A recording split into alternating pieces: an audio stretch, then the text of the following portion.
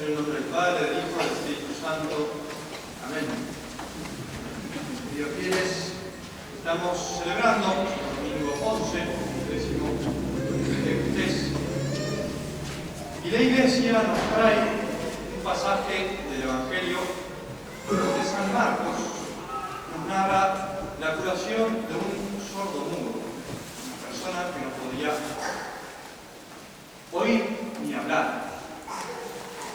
Y alguien que haya asistido a un bautismo puede rápidamente darse cuenta de la semejanza que hay entre este pasaje del Evangelio con el rito del bautismo que se hace antes de entrar al bautisterio, la vida bautismal. De hecho, el sacerdote, el ministro, imita a nuestro Señor al curar a este sordomudo, tocando la lengua y los oídos del niño que se bautiza, diciendo éfeta, podés alaperire, que quiere decir abríos. Y simboliza la apertura de los sentidos a las verdades sobrenaturales. El hombre, todo hombre, nace como sordomudo para las cosas de Dios. No puede escuchar, no es capaz todavía de recibir esas verdades de fe y tampoco puede alabar a Dios como se merece, pues todavía no tiene aún la gracia santificante, no es parte aún del cuerpo místico de Cristo. Aprovechar entonces a hablar de la fe, esta apertura de los sentidos a las verdades sobrenaturales, hablar de la fe, como la Iglesia nos da desde el primer día, junto con el bautismo, la virtud sobrenatural de la fe. Vamos a verlo en tres partes, en tres puntos. Primero, ¿qué es la fe? Segundo, ¿qué no es la fe? Y por último, las gracias que debemos pedir a nuestro Señor. ¿Qué es la fe? Como nos enseña el catecismo, ustedes seguramente se acordarán muy bien, es una virtud sobrenatural por la cual creemos en todas las verdades que Dios nos ha revelado por su misma autoridad. Es entonces, en primer lugar, una virtud sobrenatural, es decir, una virtud infusa, infundida por Dios en el alma, junto con la gracia del bautismo. Por eso nadie puede tener la fe como virtud si Dios no se la da.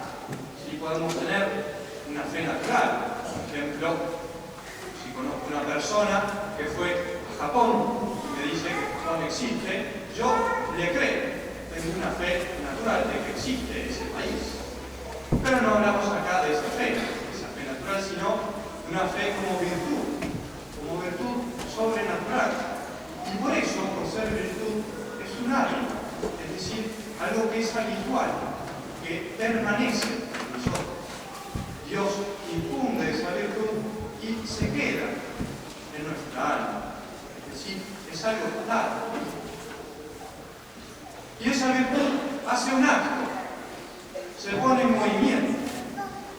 El acto de fe es el asentimiento de la inteligencia a ciertas verdades que la Iglesia enseña.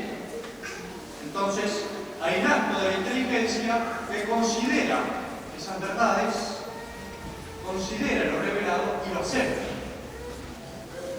Pero para eso van a intervenir dos cosas. Por un lado, nuestra voluntad, la voluntad del hombre que cree, y por otro lado, la ayuda de Dios.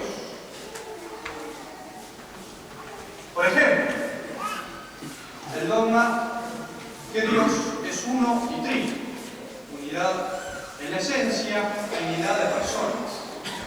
El hombre, nosotros conocemos esta verdad y por un movimiento de la gracia que Dios da, la voluntad es como que empuja a la inteligencia creer esa verdad que ella, la inteligencia, no ve. Para que haya entonces esa adhesión a las verdades de Dios, debe estar la buena voluntad del hombre. Porque estas verdades no se imponen a nosotros por su propia evidencia. Son como curas a la inteligencia. Por eso necesita la voluntad que ayude a la inteligencia a aceptarlas, a adherirse a estas verdades. Y por el otro, entonces, la gracia de Dios, que eleva la inteligencia para conocer a Dios mismo. Es Dios, con su gracia, que mueve al hombre a creer. ¿A creer qué? ¿Qué es lo que se cree? ¿O sobre qué recae este acto de fe? Sobre las verdades reveladas por Dios, como, por ejemplo, la encarnación, la Inmaculada Concepción, o la presencia real de Jesús, de Dios, en la obra. Verdades que Dios revela a sus discípulos y que la Iglesia tiene esa tarea de darlas a conocer, las almas, a través de los dogmas de fe, proposiciones de fe. Verdades que explican la Santa Iglesia a lo largo del tiempo, no inventan nuevas verdades. Verdades que por la sola inteligencia no se ven, es decir, no tengo ciencia, no tengo un conocimiento científico. Pablo dice que la fe es como un velo, que en el cielo ya no estará. Ahí veremos todas estas verdades en Dios, en la visión beatífica. Pero, por la fe, estamos ciertos que son verdaderas, es decir, que no tienen error, que no son falsas. La fe nos da esa certeza. ¿Y por qué? ¿Por qué tenemos esa certeza como si lo viéramos?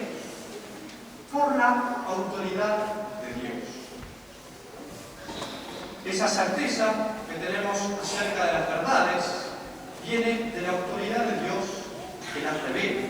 Porque es a Dios mismo a quien creemos. A Él que es la suma verdad, que no puede engañarse ni engañarnos. Así como a nivel natural le creemos a una persona y a nuestra autoridad, creemos lo que dice, pues mucho más a Dios, que es la verdad por esencia. Y por eso tenemos esa certeza. Esas verdades son ciertas, porque le creemos a Dios. La fe, entonces, es una virtud sobrenatural que Dios pone en nuestra alma. Y por eso, por ella, creemos esas verdades reveladas por su autoridad, por la autoridad de Dios. ¿Qué no es la fe? La fe no es algo sencillo. La fe no se siente. La fe es espiritual, que supera, está por encima de la sensibilidad humana. Eso, atención, no quiere decir que no la acompañe. A veces es bueno que sintamos dolor sensible, por ejemplo, por nuestros pecados. Es bueno. Pero la fe no depende de eso sensible. No quiere decir que si estamos tristes, perdimos la fe. No, evidentemente que no. La fe no es algo sensible. Tampoco es una experiencia religiosa, como dicen los modernistas, que para tener fe debemos vivir distintas experiencias que van como dándonos la fe y haciendo crecer la fe en esas experiencias vivenciales.